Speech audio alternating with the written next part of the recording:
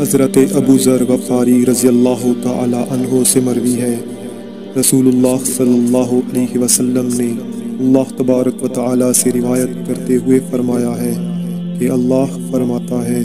اے میرے بندو، میں نے ظلم کو اپنے اوپر حرام کیا ہے اور اسے تمہارے درمیان بھی حرام قرار دیا ہے،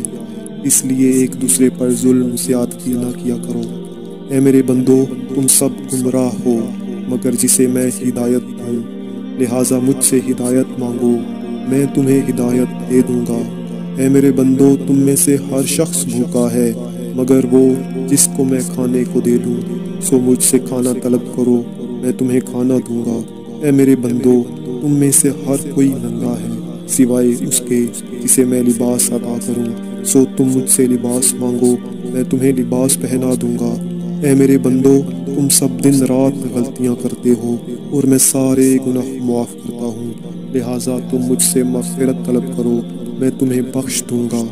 اے میرے بندو، تم مجھے نقصان پہنچانے پر قادر نہیں ہو سکتے کہ مجھے نقصان پہنچا سکو، اور نہ نفع پہنچانے پر قادر ہو سکتے ہو کہ نفع پہنچا سکو۔ اے میرے بندو، اگر تمہارے اول و آخر انسان اور جن سب کے سب تم میں سے متقی ترین شخص کے دل کی طرح بن جائیں،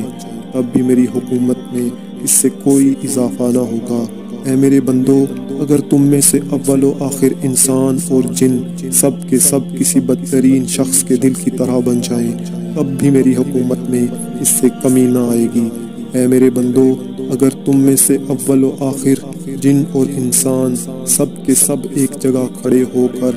مجھ سے طلب کریں اور میں ہر شخص کو اس کی مطلوبہ چیز دے دوں، تب بھی میرے خزانے میں اس سے اتنی کمی بھی نہ آئے گی جتنی سمندر میں اس سوئی سے آتی ہے جسے سمندر میں ڈال کر نکال لیا جائے۔